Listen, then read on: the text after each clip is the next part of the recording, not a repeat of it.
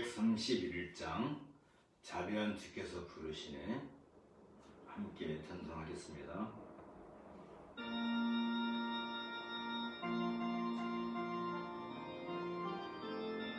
531장 전원을 꺼주세요. 531장입니다. 자비한 주께서 부르시네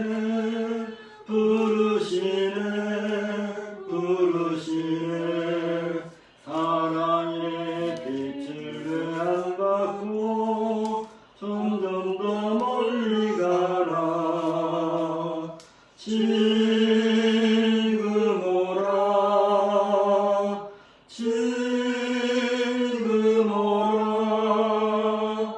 자비한 주께로 지금 곧 나오라. 고달까지 진자 실하네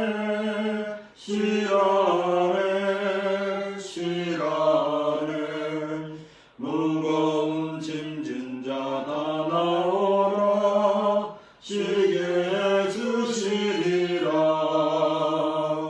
지금 오라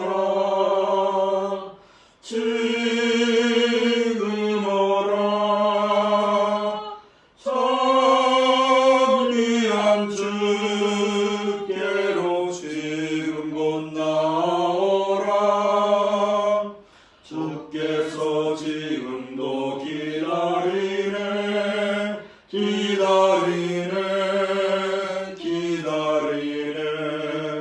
죄짐을 가지고 다가오라. 어서 주 앞에 오라. 지금 오라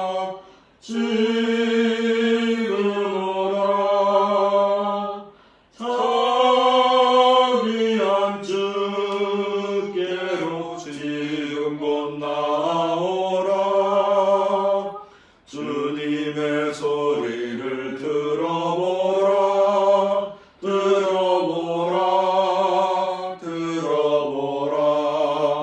그 이름 믿는 자 복받으리. 어서 곧 일어나라. 지금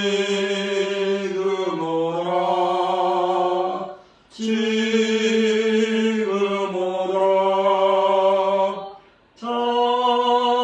자비한 주께로 지금 곧 나오라. 3월 21일 주일 예배를 함께 드립니다. 여러 가지로 어려운 상황이 지금 1년 넘게 계속되고 있는데 이런 상황에서도 우리를 늘 지켜주시고 또 무엇보다도 우리가 이럴 때일수록 더욱더 주님께 나오는 그런 마음의 자세를 가져야 되지 않겠나 생각이 듭니다. 우리가 겸손하게 정말 경건한 모든 것을 다 내려놓고 하나님을 찾는 그런 믿음의 생활을 계속해 나가야 되겠습니다. 알다시피 역사상을 놓고 본다면 수많은 어려움 가운데서도 하나님께서는 그의 백성을 지켜주셨고 또 그렇게 해서 이 믿음의 유전 계속되어서 지금 우리에게까지도 이 믿음이 전달된 것을 우리가 감사하게 생각합니다. 우리가 이런 상황에서 잘 지켜 이겨내서 또 우리의 이 믿음을 다음 세대 또 우리 자녀들에게 잘 전달해야 되겠습니다. 묵상 기도하고 함께 예배 시작하겠습니다.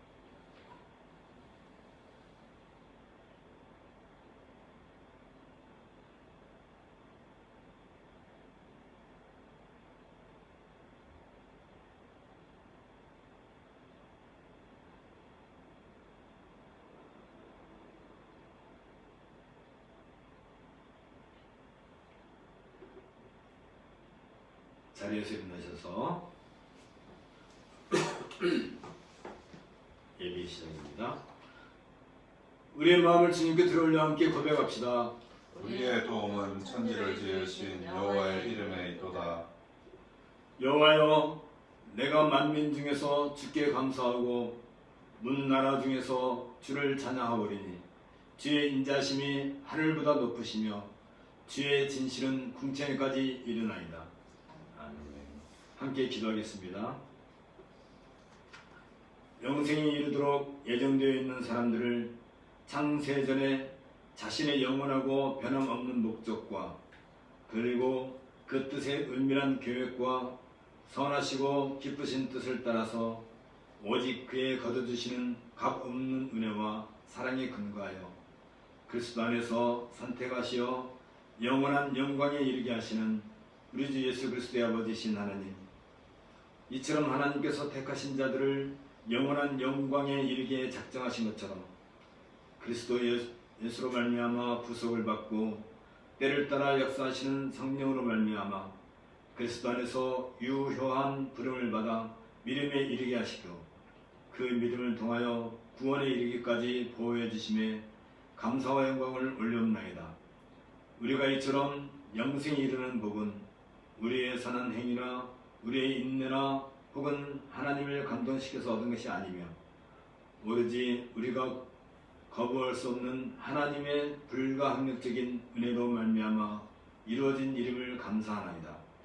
또한 너희는 말세에 나타내기로 예비하신 구원을 얻기 위하여 믿음으로 말미암아 하나님의 능력으로 보호하심을 받았느니라는 말씀과 같이 우리가 영생에 이르기까지 전적으로 하나님의 능력 안에서 보호를 받으며 우리의 구원이 유효하도록 하나님께서 사랑과 은혜로 끝까지 우리를 붙들어 주심으로 결코 우리를 구원으로부터 상실하거나 믿음에서 떠나지 않게 하심에 감사를 드리나이다.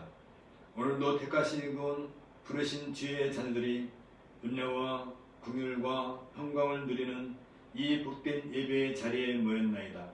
신령과 진정으로 삼일째 하나님께 드리는 예배를 받아옵소서. 은혜 받을 자들에게 은혜를 베풀어 주옵소서.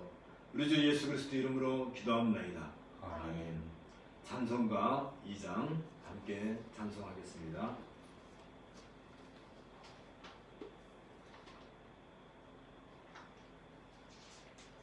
찬양 성부 성자 성령. 찬양 성부 성자 성령 성삼위일체께 영원 무궁하기까지 영광을 돌리세. 영광을 돌리세.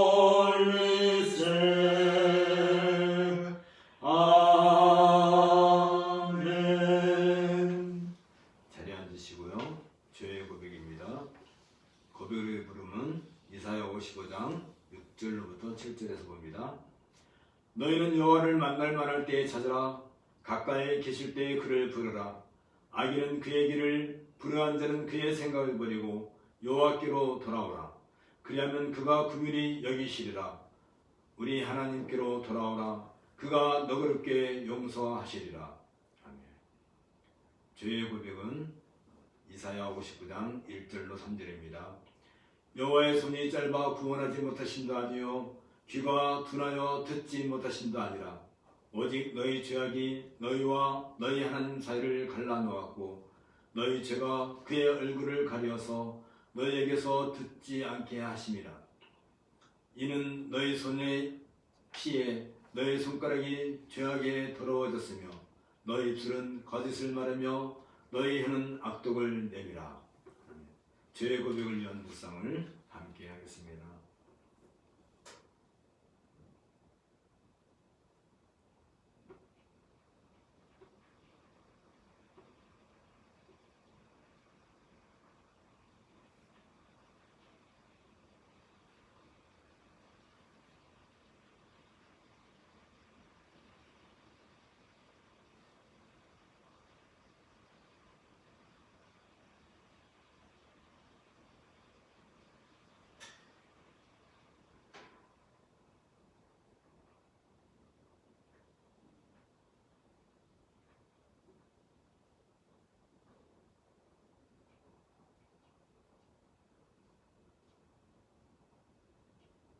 사명과 믿음의 응답입니다. 염소와 황소의 피와 및 암송아지의 죄를 부정한 자에게 뿌려 그 육체를 정결하게 하여 거룩하게 하거든. 하물며 영원하신 성령으로 말미암아 흠없는 자기를 하나님께 드린 그리스도의 피가 어찌 너희 양심을 죽은 행실에서 깨끗하게 하고 살아계신 하나님을 섬기게 하지 못하겠느냐. 나는 오직 주를 사랑을 의지하였사오니 나의 마음은 주의 구원을 기뻐하리이다. 내가 여호와를 찬송하리니 이는 주께서 내게 은덕을 베푸심이로다. 아멘. 찬송가 12장 함께 하겠습니다. 다 함께 주를 경배하세.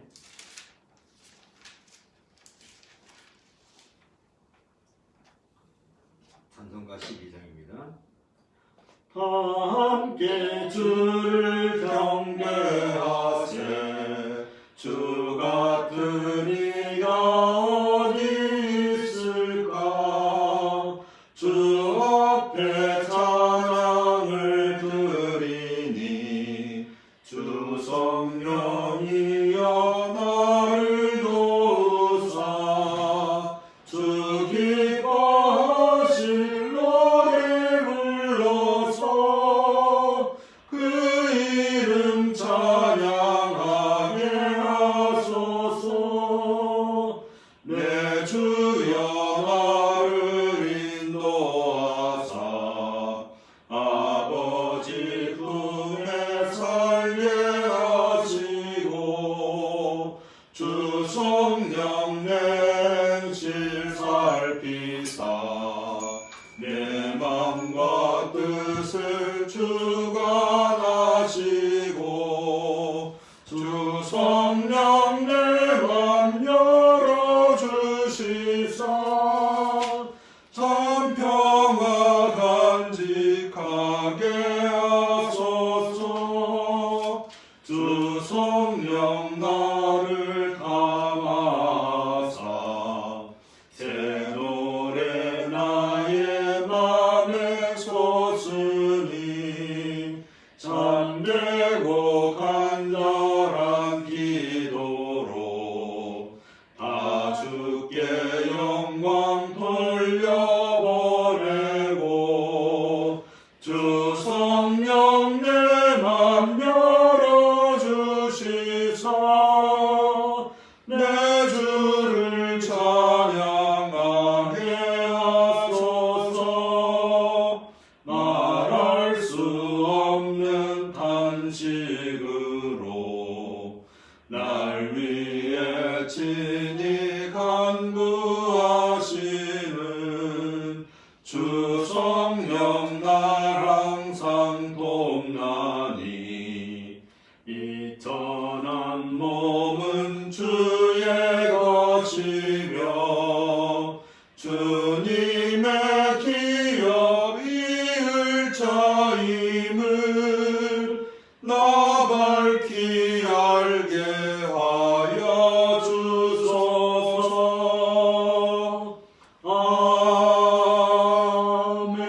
아멘. 오늘 성경 낭독은 민수기 16장 25절부터 50절입니다. 민수기 16장 25절부터 우리 함께 같이 낭독하도록 하겠습니다.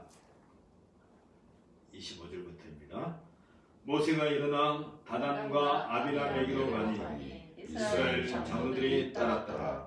모세가 회중에게 말하여 이르되 이 악인들의 장막에서 떠나고 그들의 물건은 아무것도 만지지 말라. 그들의 모든 죄 중에서 너희도 멸망할까 두려워하노라 하며 우리가 고라와 다단과 아비람의 장막 사방을 떠나고 다단과 아비람은 그들의 처자와 유언들과 함께 나와서 자기 장막문에 선지라. 모세가 이르되 여호와께서 나를 보내사 이 모든 일을 행하게 하신 것이요 나의 임으로 함이 아닌 줄을 이 일로 말미암아 아니하리라. 곧 이 사람들의 죽음이 모든 사람과 같고 그들이 당하는 벌이 모든 사람이 당하는 벌과 같으면 여호와께서 나를 보내심이 아니거니와 만일 여호와께서 새 일을 행하사 땅이 입을 열어 이 사람들과 그들의 모든 소유를 삼켜 산채로 수월에 빠지게 하시면 이 사람들이 과연 여호와를 멸시한 것인 줄 너희가 알리라. 그가 이 모든 일을 마치자마자 그들이 섰던 땅바닥이 갈라지니라. 땅이 그 입을 열어 그들과 그들의 집과 고라에게 속한 모든 사람과 그들의 재물을 삼키며 그들과 그의 모든 재물이 산채로 수월에 빠지며 땅이 그 위에 덮으니 그들이 회중 가운데서 망하니라. 그 주위에 있는 온 이스라엘이 그들의 부르짖음을 듣고 도망하며 이르되 땅이 우리도 섞일까 두렵다 하였고 여호와께로부터 불이 나와서 지나가는 250명을 불살랐더라. 여호와께서 모세에게 말씀하여 이르시되 너는 제사장 아론의 아들 엘리야사에게 명령하여 붙는 불 가운데서 향로를 가져다가 그 불을 다른 곳에 쏟아라. 그 향로는 거룩함이니라. 사람들은 범죄하여 그들의 생명을 스스로해야 하거니와 그들이 향로를 여호와 앞에 드렸으므로 그 향로가 거룩하게 되었나니 그 향로를 쳐서 제단을 쌓는 철판을 만들라. 이스라엘 자손에게 표가 되리라 하신지라. 제사장 엘리야사의 일단자들이 드렸던 논 향로를 가져다가 쳐서 제단을 쌓아 이스라엘 자손의 기념물이 되게 하였으니 이는 아론 자손이 아닌 다른 사람은 여호와 앞에 분향하러 가까이 오지 못하게 함이며 또 고라와 그의 무리와 같이 되지 않게 하기 위함이라. 여호와께서 모세를 시켜 그에게 명하신 대로 하였더라. 이튿날 이스라엘 자손의 온 회중이 모세와 아론을 원망하며 이르되 너희가 여호와의 백성을 치겠도다 하고 회중이 모여 모세와 아론을 쓸 때에 회막을 바라본즉 구름이 회막을 덮었고 여호와의 영광이 나타나더라. 모세와 아론이 회막 앞에 이르매 여호와께서 모세에게 말씀하여 이르시되 너희는 이 회중이 있었다. 내가 순식간에 그들을 멸하려 한다 하시며 그 두 사람이 엎드리니라. 이에 모세가 아론에게 이르되 너는 향로를 가져다가 제단의 불을 그곳에 담고 그 위에 향을 피워가지고 급히 회중에 들어가서 그들을 위하여 속죄하라. 여호와께서 진노하셨으므로 연병이 시작되었음이니라. 아론이 모세의 명령을 따라 향로를 가지고 회중에게로 달려간즉 백성 중에 연병이 시작되었느니라. 이에 백성을 위하여 속죄하고 죽은 자와 산자 사이에 섰을 때에 연병이 그치니라. 고라의 일도 죽은 자 외에 연병에 죽은 자가 14,700명이었더라. 연병이 그침에 아론이 회막문 모세에게로 돌아오니라. 이는 주님의 말씀입니다. 하나님께 감사를 드립니다. 연보미 찬송 66장입니다.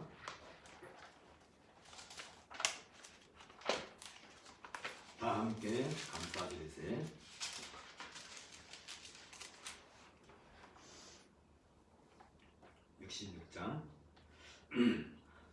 다 감사드리세. 온 마음을 주께 바쳐 그 섭리 놀라워 온 세상 기뻐하네. 예부터 주신 복 한없는 그 사랑 선물로 주시네. 이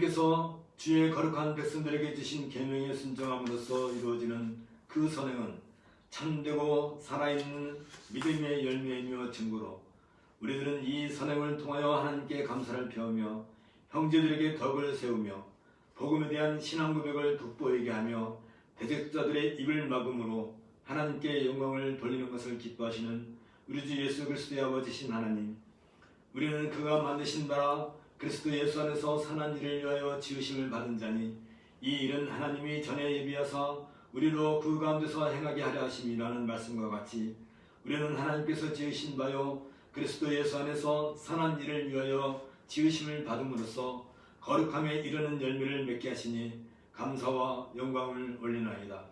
비록 우리가 이처럼 거룩함에 이르는 열매를 맺는다 할지라도 그것으로 하나님께서 베푸시는 죄사함이나 영생을 얻을 만한 공로를 세울 수 없으며 우리의 선행으로 우리들이 범한 죄의 빚을 갚을 수 있는 것도 아님을 고백하나이다.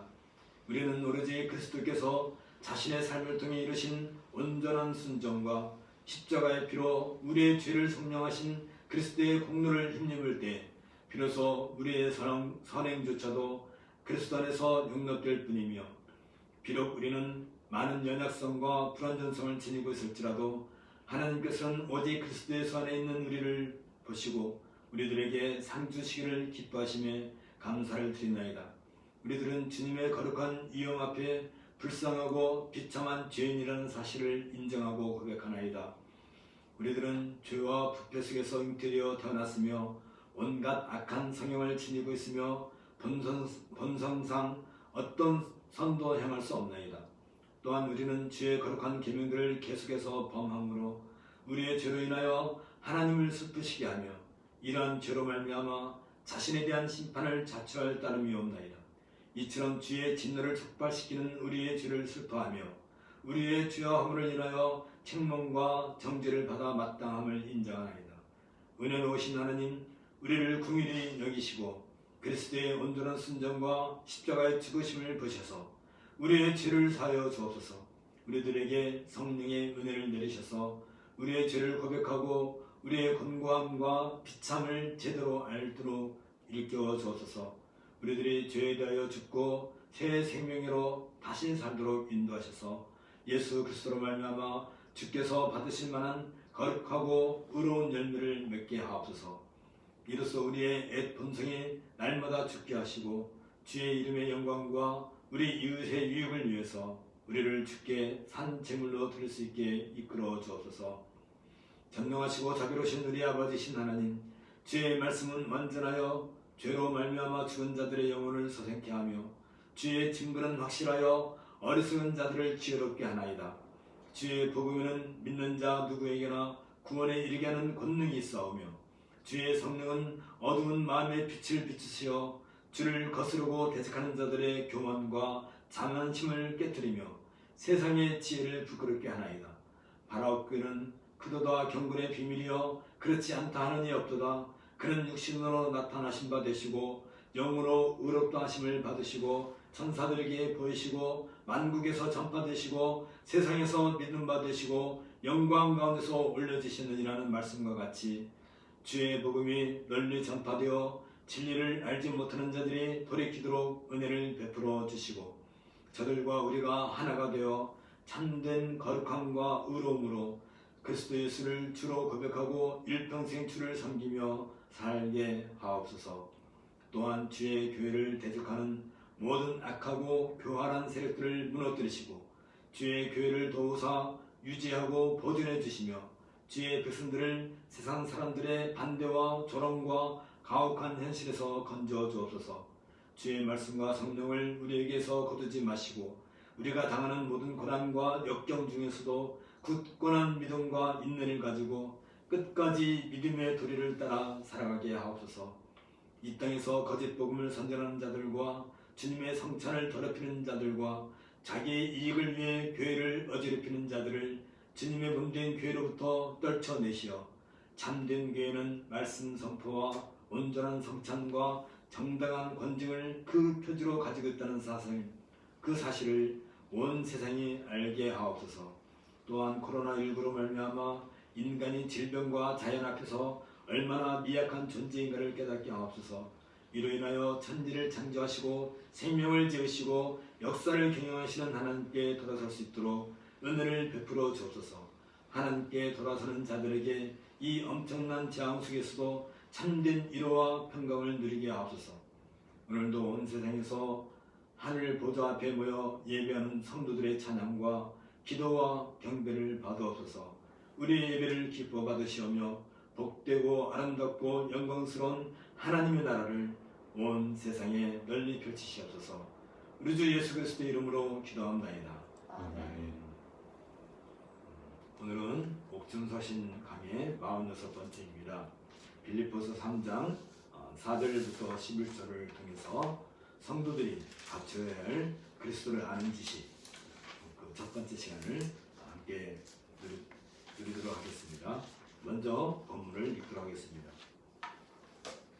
그러나 나도 육체를 신뢰할 만하니 만일 누구든지 다른 이가 육체를 신뢰할 것이 있는 줄로 생각하면 나는 더욱 그러하리니 내가 8일 만에 할례를 받고 이스라엘의 족속이요 베냐민의 지파요 히브리인 중에 히브리인이요 율법으로는 바리새인이요 열심으로는 교회를 핍박하고 율법에 의로는 흠이 없는 자로라. 그러나 무엇이든지 내게 유익하던 것을 내가 그리스도를 위하여 다 해로 여길 뿐더러 또한 모든 것을 해로 여김은 내 주 그리스도 예수를 아는 지식이 가장 고상함을 인함이라. 내가 그를 위하여 모든 것을 잃어버리고 배설물로 여김은 그리스도를 얻고 그 안에서 발견되려 함이니 내가 가진 의는 율법에서 난 것이 아니요 오직 그리스도를 믿음으로 말미암은 것이니 곧 믿음으로 하나님께서 난 의라.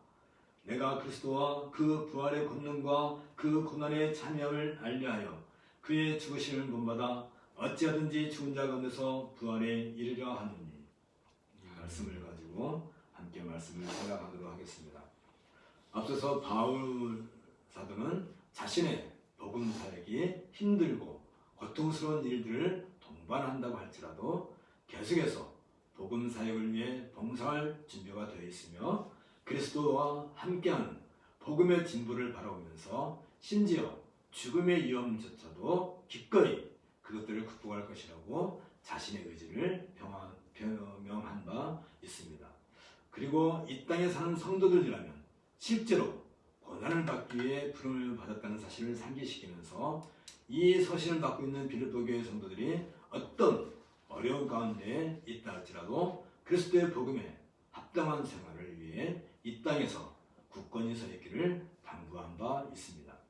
바울은 빌립보 교회가 굳건히 서 있기 위해서는 복음에 합당한 생활이라고 하는 공통의 목표를 가지고 자신의 이기적이고 허영심을 버리고 하나가 되어 서로의 필요를 위해 피차 배려할 것을 제시하고서 그리스도의 복음에 합당한 교회 생활은 서로에 대한 사랑으로 특징되는 것처럼 형제 사랑과 공통의 목표 안에서 서로 연결되어 있음을 강조했습니다.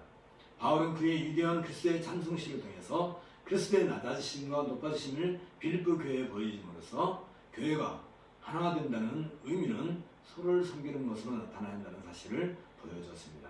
그리스도의 찬송시에서 바울은 근본 하나님의 본체시나 사람이 되어 십자가에서 죽으신 그리스도를 본받고 성도들에게 겸손의 복음을 따라 살기를 요청하면서 스스로 낮아지신 그리스도를 하나님께서 지극히 높이신 것처럼 자기 자신을 낮춘 성도들을 하나님께서 그리스도처럼 높이실 것이라고 약속을 하였습니다. 여기에서 바울은 종이 다른 사람을 위한 것처럼 성도들 역시 그리스도에게 순종해야 하는 종의 위치에 있음을 강조하고 있는데 이것은 성도들의 자기 부인과 순종은 예수 그리스도의 자기 부인과 순종에 근거해 있다는 사실을 그 근거로 제시하고 있습니다. 성도들은 순종하도록 부르심을 받았으며 항상 복종하여 두렵고 떨림으로 너희 구원을 이루라는 말씀에 따라서 복음에 대한 자신들의 순종을 통해 서로 돌봄으로써 교회의 구원을 이루어내도록 부름받았다는 사실을 강조하고 있습니다. 이처럼 바울은 그리스도의 복음에 합당한 교회의 온전한 삶의 목표를 이룸으로써 그리스도의 날에 곧 예수께서 재림하시는 그 종말의 날에 바울의 복음 사역도 성공적으로 이루어지게 될 것을 기대하면서 이로 인하여 기쁨이 될 것을 의심치 않습니다.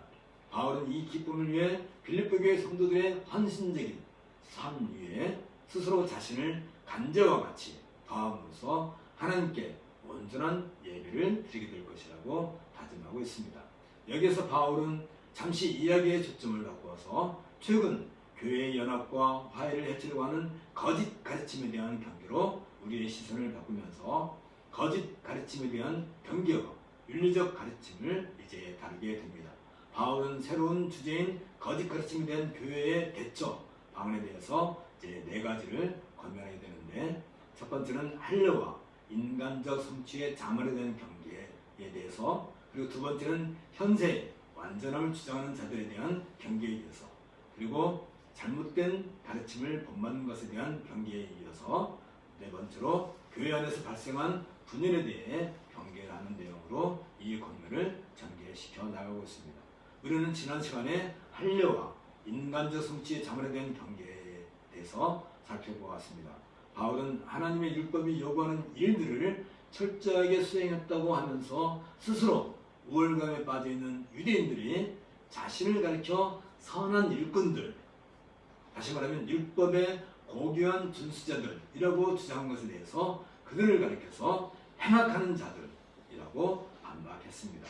그리고 대저 표면적 유대인이 아니요 표면적 육신의 할례가 아니라 오직 이면적 유대인이며 할례는 마음에 할지니 실명에 있고 의문에 있지 아니한 것이라는 바울의 주장처럼 한때 할례에 의해 상징되었던 언약 관계는 이제 그리스도 예수 안에서, 다시 말하면 그리스도 예수의 삶과 죽음과 부활에 의해 완전하게 성취되었으므로 더 이상 외형적인 의식이 요구되지 않는다는 점을 명확하게 보여줬습니다.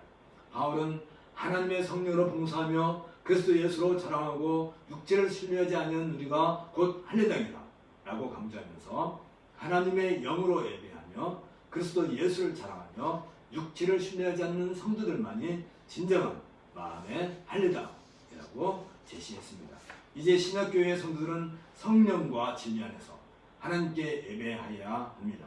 이것은 하나님께 드리는 예배를 포함한 모든 제어적 요소들이 어떤 외적인 형식이나 의식에 의해 지배되는 것이 아니라 교회 안에서 역사하시는 하나님의 영이신 성령에 의해 지배되고 있음을 강조하고 있습니다. 하나님의 영이신 성령께서 인간의 깊은 본성 속에서 인도자로서 활동하심으로써 사람의 삶을 변화시키고 그 결과 사랑과 봉사의 삶을 촉진하며 다른 사람들을 위한 삶을 살게 만들어주시는 것으로 나타나게 되는데, 이런 삶이야말로 하나님께서 받으실 만한 유일한 봉사, 다시 말하면 예배가 되는 것입니다. 이처럼 하나님께 합당한 예배를 드리는 성도들은 외형적인 의식이나 율법의 유산이나 민족적 특권에 대한 헛된 것들을 더 이상 신뢰하거나 자랑하지 않게 됩니다. 오직 그리스도 안에서 하나님에 대한 믿음에 근거하여 하나님으로부터 은총을 받기 위해서 자신이 행한 일을 자랑하지 않으며 하나님께서 그리스도 예수를 통해 성도들을 위해 이미 행하신 일을 말미암아 오직 그리스도 예수만을 자랑하게 되는 것입니다. 왜냐하면 하나님은 그리스도 예수를 통해 모든 사람에게 은총과 자비를 주시는 분이시기 때문입니다. 바울은 스스로 율법을 온전하게 행함으로써 하나님으로부터 의롭다고 인정을 받겠다는 유대주의자들의 행위와 주장을 단호하게 배격하고 이들을 가리켜 죄의 지배를 받는 육신에 속한 자들이라고 지적하면서 이들은 오로지 자신의 뜻을 쫓아 자신의 구원이나 안녕과 행복을 확보하려는 행위주의자들이라고 일축한 바 있습니다. 이사에서 살펴본 것처럼 하나님 앞에서 참된 의, 즉 죄의 문제를 해결해 주시는 하나님과의 올바른 관계를 가져다주는 원천은 그리스도이십니다. 때문에 바울은 사람들이 그들 자신의 의를 가지고서는 결코 하나님에 의해 도달하지 못하므로 새로운 신분이 필요하다는 사실을 잘 알고 있었습니다. 바울은 의에 도달하는 새로운 길은 유대주의자들의 주장처럼 율법과 그 규례의 지시에 따라 사는 것이 아니라 하나님께로부터 의를 위해 행하신 일을 받아들이는 믿음을 통해서 얻는 것으로 대체되었음을 강조할 필요가 있었습니다. 바울은 성령을 통하지 않고서는 하나님을 예배할 수 없고 예수 외에는 아무것도 잘한 것이 없으며 인간적 특권이나 업적의 의지에서는 하나님의 은혜를 결코 얻을 수 없다는 점을 빌립보 성도들에게 구체적으로 설명하기 위해서 자신의 과거 모습을 그 예로 제시하고 있습니다. 여기서 바울은 현세에서 자신의 완전함을 추구하려는 자들의 주장을 반박하고 그리스도를 아는 지식만이 하나님의 의를 이루는 유일한 길이라는 주제로 이야기를 전개시키고 있습니다. 일단 먼저 유대인으로서 바울 출생의 탁월성에 대해서 바울이 어떻게 말을 하고 있는지를 우리가 한번 살펴보도록 하겠습니다. 이런 목적을 수행하기 위해서 바울은 먼저 할례를 주장하는 자들 중에서 가장 훌륭한 자들과 자기 자신을 동등한 위치에 올려놓고 있습니다. 여기 3장 4절을 보면 그러나 나도 육체를 신뢰할 만하니 만일 누구든지 다른 이가 육체를 신뢰할 것이 있는 줄로 생각하면 나는 더욱 그러하니 라고 바울이 말하고 있는데, 이런 말은 구원을 받을 수 있는 공로가 전적으로 육신적인 조건에 우월성이 있다고 주장하는 자들의 그 주장을 반박하기 위함입니다. 이미 바울은 이 땅에 살아계시던 그리스도의 만남을 통해서 자기가 유산으로 물려받았거나 혹은 인간적인 업적의 결과로 얻게 된 그 어떤 것도 생명의 수단이 될 수 없으며 그것들이 하나님 앞에서 의의 근거가 될 수 없다는 사실을 알고 있었습니다. 오직 그리스도의 죽음과 부활이 지니는 구속적 의미만이 자신을 비롯해 모든 성도들을 위해 의에 이르게 할 수 있기 때문입니다. 그래서 바울은 역설적으로 자신은 그 누구보다도 육적인 우월성을 가지고 있음을 구체적으로 밝히고 있는 것입니다.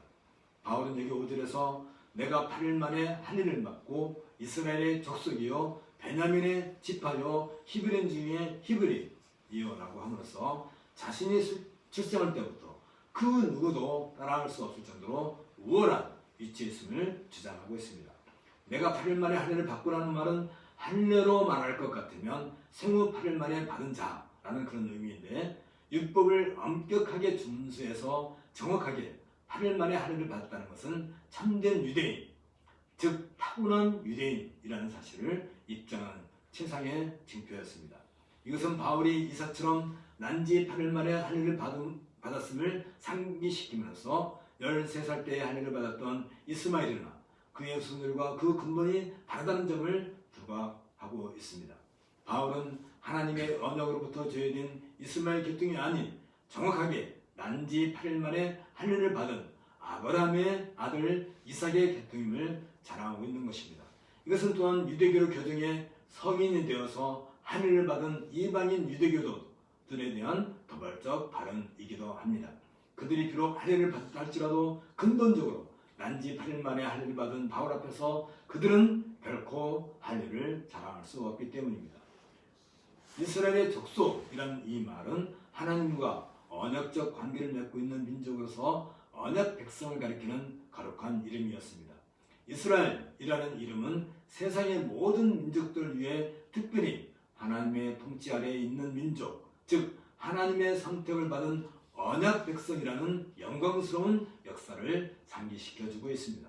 또한 이 이름은 지속적인 성격을 지니고 있기에 헬레니즘 시대의 유대인들에게 있어서 자신이 이스라엘 민족이라는 사실만으로도 최고로 영광스러운 명예로 여겨져 있었습니다. 이것은 바울이 개종이 아닌 출생에 의해 하나님의 택한 백성이 되었으며 이스라엘 민족의 모든 특권과 명예를 소유하고 있다는 사실을 강조하고 있습니다.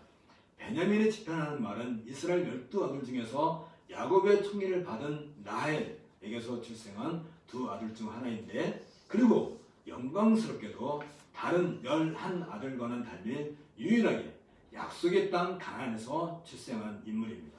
이 점에 있어서 다른 지파 사람들은 결코 우월함을 주장할 수 없었습니다.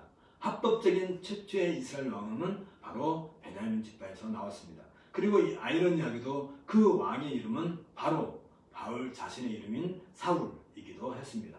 무엇보다도 영광스러운 일은 베냐민 지파의 영토 안에 예루살렘 성과 성전이 있었습니다.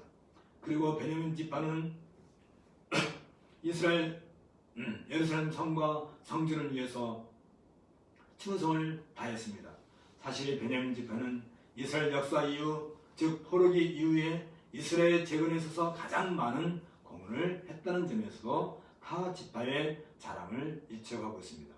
후기 이스라엘 역사에서 가장 큰 절기였던 불임절을 기념하는 위대한 민족의 그 해방을 가져다준 인물 모르드게 역시 베냐민 지파 사람이었습니다. 이처럼 베냐민 지파는 힘과 용기와 순수성과 충성심에 있어서 타 지파의 추정을 불허할 정도로 이스라엘 가운데서도 자랑스러운 지파였습니다. 히브리인 중에 히브리인이라는 말은 최초의 아브라함에게 붙여진 영광스러운 이름이었다는 점에서 히브리인들은 언제나 아브라함의 후손임을 자랑했습니다. 이것은 그들의 몸에 이방인의 피가 흐르지 않는다는 것을 가리키며 동시에 헬라파 유대인들과 구별해서 사용되는 용어이기도 했습니다. 헬라파 유대인들은 유대인 혈통으로는 유대인이었지만 헬라를 모국으로 사용하였습니다. 반면에 히브리인들은 히브리어를 모국어로 사용하는 유대인을 가리킵니다. 바울이 이 점을 강조하고 있다는 것은 자신이 헬라 문화에 의해 더럽혀지지 않은 순수한 유대인임을 자랑하고 하기 위함인 것입니다. 이제 유대인으로서 바울 세계의 그 탁월성을 바울이 자랑하고 있는데 유대교의 관점에서 자신의 출생이 가져다준 그 우월성을 연구하고 난 뒤에 이어서 자신의 삶 속에서 나타난 개인적 성취를 통해 자신의 우월성을 재차 강조하고 있습니다. 이에 바울은 여기 6절에서 율법으로는 바리새인이요 열심으로는 교회를 핍박하고 율법의 의로는 흠이 없는 자로라 라면서 자신의 우월성을 강조하고 있습니다. 율법으로는 바리새인이라는 말은 유대 율법으로 말하자면 나는 바리새인이었다는 말로 율법을 수호하고 그 율법을 준수하는 삶에 있어서는 다른 유대 종파들과 비교할 수 없을 정도로 가장 엄격한 종파였음을 강조하고 있습니다. 바리새파라는 그 말은 이스라엘 민족이 하나님의 거룩한 백성으로서 제시한 역사적 뿌리를 가지고 있었습니다. 이 성결 운동으로서 바리새파는 라는 그 명칭이 유래되었습니다. 사도행전에 따르면 바울은 바리새인이었고 위대한 바리새파인 가말리엘의 제자였습니다. 바울은 자신을 가리켜 내가 우리 종교의 가장 엄한 발을 쫓아 바리새인의 생활을 하였다고 밝힌 바 있습니다. 바울은 스스로 바리새인주의자 되기를 선택했으며 율법의 열성적인 준수자들 가운데서도 가장 열성적인 자가 되려고 노력했습니다. 바울에게 있어서 바리새인이라는 말은 하나님 위에 주어진 율법의 규정에 따른 의무를 이행함에 있어서 최고의 성실성과 진실성을 상징하는 영예로운 칭호였던 것입니다. 열심으로는 교회를 핍박하고라는 말은 열성에 따른 교회의 박해자라는 이런 말인데 이것은 바울이 율법을 지키는 것만으로는 만족하지 않고 바리새인으로서 자기의 열성을 가지고 교회를 박해했음을 의미하고 있습니다. 구약에서 하나님의 참된 종은 하나님에 대한 열성과 언약적 공동체에 대한 열성과 율법에 대한 열성으로 그렇게 특징 지어졌는데 그 대표적인 인물이 비느하스였습니다. 하나님의 영광과 이스라엘 순결의 열성을 보인 비느하스는 출애굽 당시 가나안으로 들어가던 이스라엘 사람들이 모압 여인들과 운동을 하고 우상 숭배에 빠지자 미디안 여인과 동침한 이스라엘 사람들을 창으로 찔러 죽였습니다. 그의 열성, 그의 질투심이 우상 숭배와 성적 타락으로 빠진 이스라엘 백성의 죄를 속죄하고 하나님의 진노를 거두는 결과를 가져오게 하였습니다. 이러한 전통에 따라서 BC 163년에 제사장 마타디아스와 그 아들들인 마카비 형제들이 유대교를 말살하려는 히라의 통치에 반란을 일으켰는데 예수님 당시도 이런 열성론자들이 로마의 통치에 대항하여 하나님의 영광과 이스라엘의 자유를 위해 투쟁하고 있었습니다. 이들을 가리켜서 열심당이라고 하는데 이러한 열심당이라고 하는 것은 비너스의 열성을 벌받는다는 전통에 따른 것으로 이 명분 안에서 그런 폭력과 살인까지도 정당화시켰던 것입니다. 바울은 비너스의 전통에 따라서 예수의 추종자들인 교회가 하나님의 영광을 범하고 이스라엘 순결을 해친다고 판단해서 교회를 박해했던 것입니다. 이런 점에서 바울은 바리새인들 중에서도 가장 열성적인 바리새인이었음을 스스로 강조하고 있는 것입니다. 여기서 바울이 사용하고 있는 교회라는 이 단어는 구약에서는 언약을 체결하기 위해 시내산에 모인 이스라엘 백성들의 총회를 지칭하는 바로 그 단어였습니다.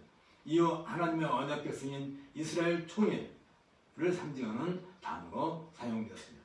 결국 바울은 자신이 비너스의 전통을 가진 바리새인으로 거룩한 옛 공동체인 이스라엘 회중의 순수성을 보존하기 위해서 하나님의 선택된 백성이자 진정한 상속자이며 후사인 새 이스라엘인 교회를 받게 했던 것입니다.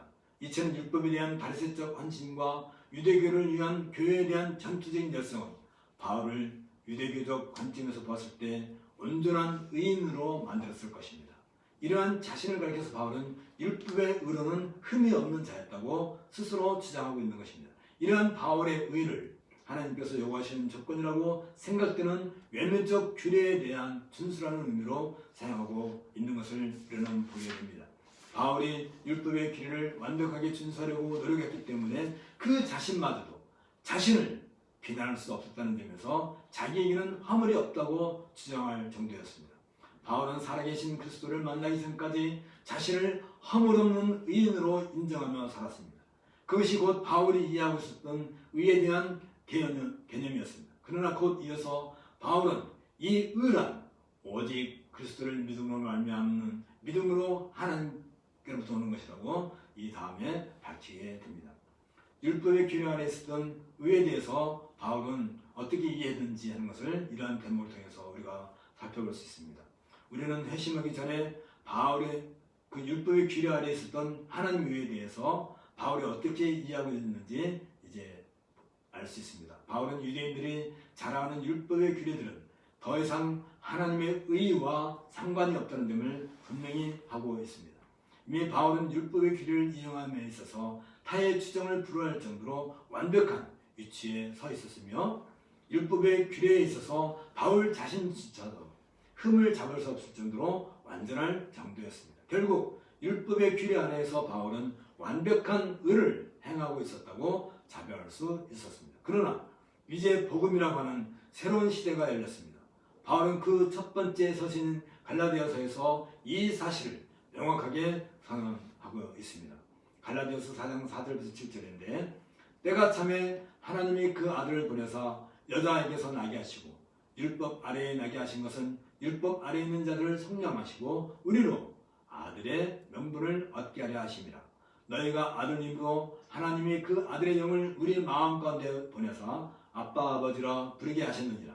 그러므로 네가 이후로는 종이 아니요 아들이니 아들이면 하나님으로 말미암아 유업을 받을 자니라. 아멘. 예수 그리스도께서 오심으로써 율법 아래에 있던 시대가 지나고 새로운 시대가 열렸다는 바울의 이 선언은 더 이상 사람들이 율법의 규례에 얽매여 있지 않음을 확실하게 밝히고 있습니다. 이에 대해서 바울은 이렇게 선언하고 있습니다. 갈라디아서 5장 1절부터 6절입니다. 그리스도께서 우리를 자유롭게 하려고 자유를 주셨으니 그러므로 굳건하게 서서 다시는 종의 멍에를 매지 말라. 보라, 나 바울은 너에게 말하노니 너희가 만일 할례를 받으면 그리스도께서 너에게 아무 유익이 없으리라. 내가 할례를 받는 각 사람에게 다시 증언하노니 그는 율법 전체를 행할 의무를 가진 자라. 율법 안에서 의롭다함을 얻으려 하는 너희는 그리스도에게서 끊어지고 은혜에서 떨어진 자로다. 우리가 성령으로 믿음을 따라 의의 소망을 기다리는 그리스도 예수 안에서는 할례나 무할례나 효력이 없으되 사랑으로서 역사는 믿음뿐이니라. 우리는 이러한 바울 사도의 이해를 우리 선조들이 신앙의 표준으로 고백한 웨스트민스터 신앙록에서 재확인할 수 있습니다.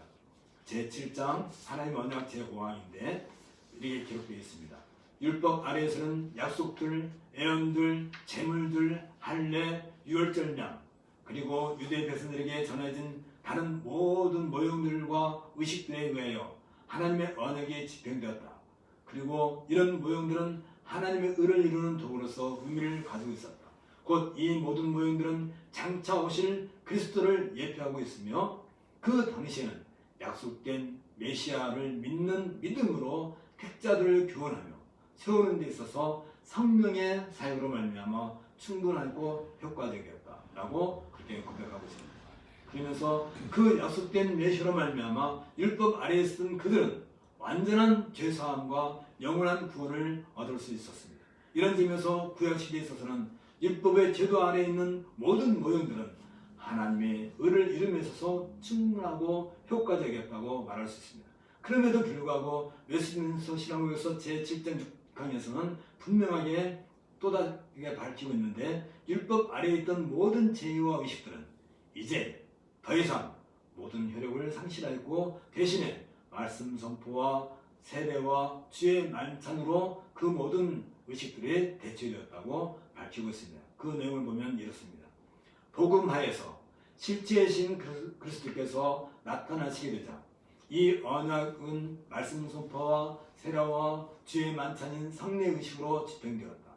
이 의식들은 수적으로는 몇 안 되어 단조롭고 그리고 외적인 화려함도 없이 집행되지만 그것들을 통해서 그 언약이 모든 민족들 곧 유대인들과 이방인들에게 더욱 충분하고 확실하고 영적인 효과를 가지고 제시되고 있다라고 밝히고 있습니다.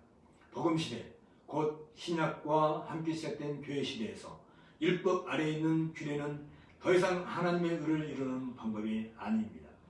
이에 바울은 갈라디아서 5장 18절에서 너희가 만일 성령의 인도하시는 바가 되면 율법 아래에 있지 아니하니라 라고 단호하게 선언하고 있습니다. 이제 성령과 함께 시작된 교회 시대에서 하나님의 의를 이루는 방법은 예수 그리스도의 완전한 순종과 십자가의 성령을 믿음을 받아들이는 고백뿐입니다. 십자가의 성령을 믿음으로 받아들이는 그 고백뿐입니다. 그래서 웨스트민스터 신학국에서 제11장 징후 1항에서는 다음과 같이 고백하고 있습니다. 하나님은 그리스도의 완전한 순종과 십자가의 성령을 믿음으로 받아들이는 성도들에게 돌리시는데 이때 하나님의 부르심을 입은 성도들은 그리스도와 그의 의를 믿음으로 받아들이고 의존할 때 의롭다함을 받는다. 그리고 그 믿음은 그들 자신에게서 나온 것이 아니고 그것은 하나님이 주시는 선물이다. 이렇게 명백하게 밝히고 있는 것입니다. 바울은 하나님의 경륜에 따른 구속 역사에 대한 폭넓은 이해를 바탕으로 오직 믿음으로 말미암는 의, 곧 이신 칭의에 근거하여 새로운 교회 시대의 서막을 활짝 열었던 것입니다. 이 말씀을 우리가 생각하면서 함께 기도하겠습니다. 자기 자신의 지식과 지혜를 자랑하는 자들을 철저하게 낮추시어 부끄럽게 하시며 오직 하나님께서 행하신 선한 일을 따라 예수 그리스도의 완전한 순종과 십자가의 구속만을 믿음으로 받아들인 자들에게 의롭다고 인정하시는 우리 주 예수 그리스도의 아버지이신 하나님, 사람들은 어떤 이유를 대서라도 하나님 앞에서 자신의 공로를 높여 하나님으로부터 인정을 받으려고 하는 무모한 일을 행하면서 심지어 그러한 행위나 공로를 다른 사람들에게까지 요구함으로써 도무지 벗어날 수 없는 월물을 더씌우며 자기 자신도 이룰 수 없는 완전함에 도달하려고 무모한 삶을 살아가는 것을 보옵나이다. 하나님의 성령으로 봉사하며 그리스도 예수로 자랑하고 육체를 신뢰하지 아니하는 우리가 곧 할례파라고 선언한 바울처럼 우리는 전적으로 성령의 인도를 받아야 할 존재이오며 온전한 순종과 십자가의 성령으로 우리를 하나님 앞에 의롭게 하신 그리스도만을 자랑하며 우리 자신을 낮추고 오로지 그리스도 예수를 아는 지식을 따라 살아가게 하옵소서. 사람이 의롭게 되는 것은 율법의 행위로 말미암이 아니요 오직 예수 그리스도를 믿음으로 말미암는 줄 알므로 우리도 그리스도 예수를 믿나니 이는 우리가 율법의 행위로서가 아니고 그리스도를 믿음으로써 의롭다함을 얻으려 함이라. 율법의 행위로서는 의롭다함을 얻을 육체가 없느니라는 그 말씀을 따라 율법에 대하여는 우리가 죽고 대신에 하나님에 대하여 우리가 새 생명을 얻는 이 복된 길을 누리게 하옵소서. 우리 주 예수 그리스도 이름으로 기도하옵나이다. 아멘. 이제 자리에서 일어나셔서 385장 함께 찬송하겠습니다.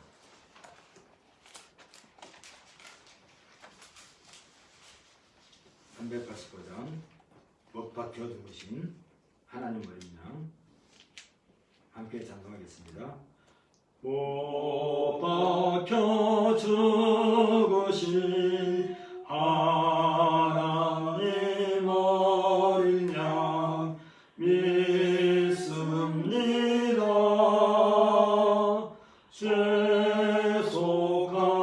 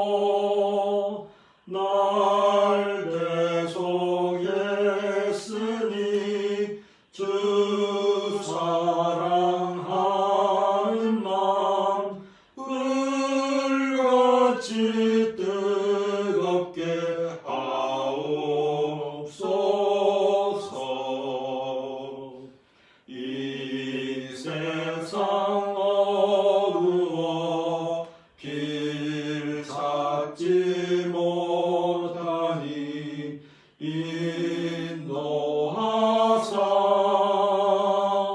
내 슬픈 눈물을 다 씻어주시고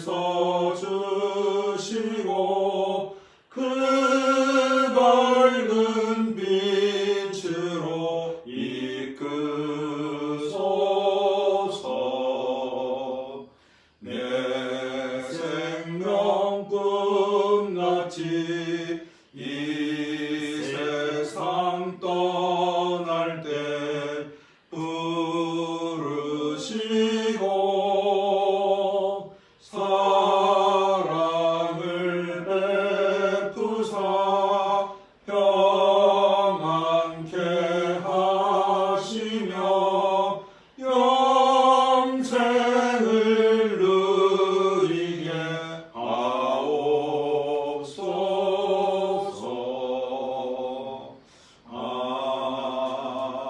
아멘. 방법 선언하겠습니다. 여호와는 내게 복을 주시고 너를 지키시길 원하며 여호와는 그의 얼굴을 내게 비추사 은혜 베푸시기를 원하며 여호와는 그 얼굴을 내게로 향하여 드사 평강 주시기를 원하노라. 아멘. 3장 찬송하고 묵상 기도하고 예배를 마칩니다.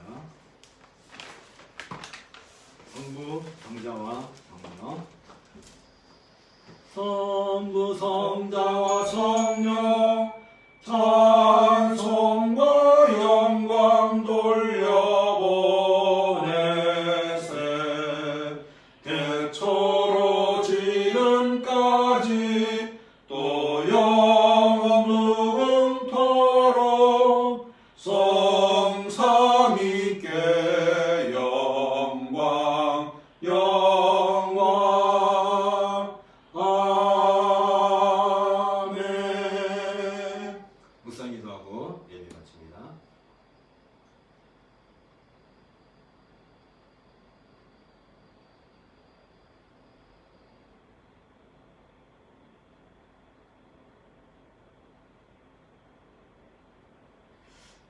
예배 마쳤습니다. 다음 주에는 지진경 목사님이 그린빌에서 설교하는 걸로 하고 우리를 함께 화상 예배로 참여하도록 하겠습니다.